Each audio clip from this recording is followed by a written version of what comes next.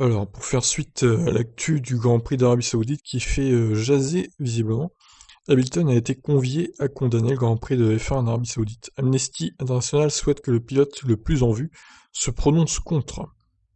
Alors là, il faut qu'il prenne une position, Hamilton. Je suis pas sûr que ça lui plaise ça, hein, qu'on l'oblige à prendre position comme ça. Lewis Hamilton a été convié à dénoncer la nouvelle course sur le calendrier 2021 de la Formule 1 d'Arabie Saoudite.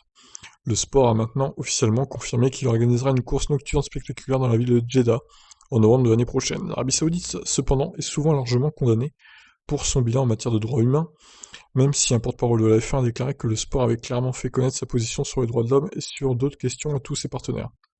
Ainsi, alors que le champion du monde s'exprime ouvertement sur de nombreux mouvements sociaux comme Black Lives Matter, Amnesty International lui demande à présent de dénoncer la course en Arabie Saoudite.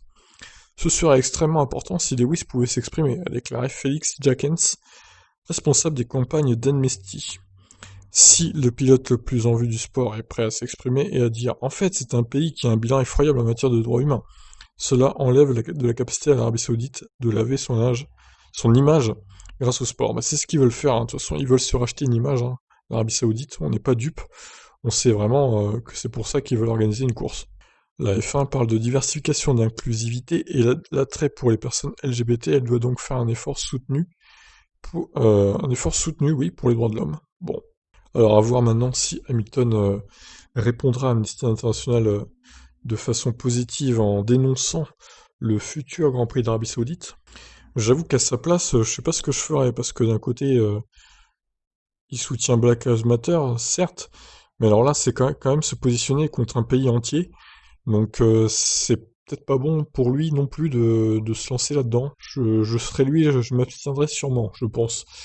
Après voilà, l'Arabie Saoudite, c'est un pays, voilà, c'est un pays pas très, on va dire, respectueux de la femme ou des droits de l'homme, mais bon, après, il faut leur laisser leur chance de se racheter, de se refaire, de revenir, de devenir un pays normal. Peut-être que les anciens dirigeants, ils sont partis maintenant, qu'il y en a des nouveaux, et peut-être qu'ils veulent devenir aussi un pays normal. Bon, peut-être qu'il faut pas les condamner à vie non plus, et qu'il faut leur donner leur chance. Je dirais que c'est ça. Mais il faut qu'ils prouvent qu'ils changent aussi, parce que si c'est pour faire ça, puis par derrière refaire toutes les saloperies qu'ils ont pu faire, ça sert à rien du coup, hein.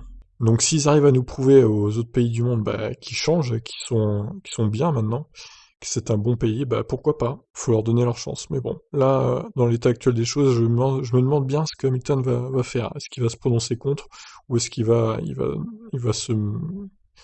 on va dire qu'il va rester silencieux? À voir. Je vous laisse réagir à vous, à sa place, Hamilton. Qu'est-ce que vous feriez? Allez, ciao.